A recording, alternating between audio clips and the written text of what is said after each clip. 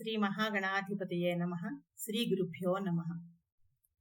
ఆర్యా శతకం వరాళీ రాగం 31-32 శ్లోకాలు.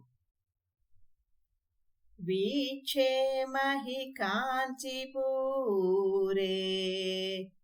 విపులస్తన కలస గరిమ పరవసితం విద్రుమ సహచరదేహం విభ్రమ సమవాయ సారసన్నాహం. ఈ శ్లోకం యొక్క తాత్పర్యం తెలుసుకుందామండి.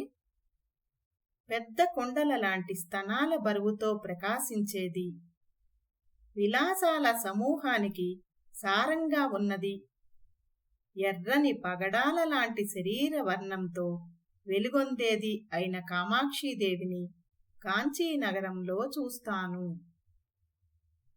కురువింద గోత్రగాత్రం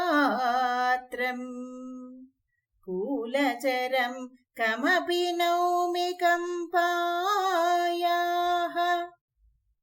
కూలం కశకుచకుంభం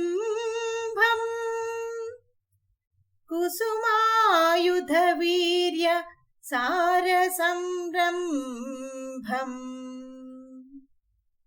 తాత్పర్యము: ఒకదానితో ఒకటి ఒరుసుకుపోయినట్టున్న కుండల లాంటి స్తనాలు కలిగినది, కురువింద మణిగోత్రంలో పుట్టినట్టు ఎర్రని శరీరంతో ప్రకాశించేది, కంపానదీ తీరంలో సంచరించేది అయిన ఒకానొక మన్మధుని వీర్యసార సంరభాన్ని అంటే కామాక్షీదేవిని నమస్కరిస్తాను.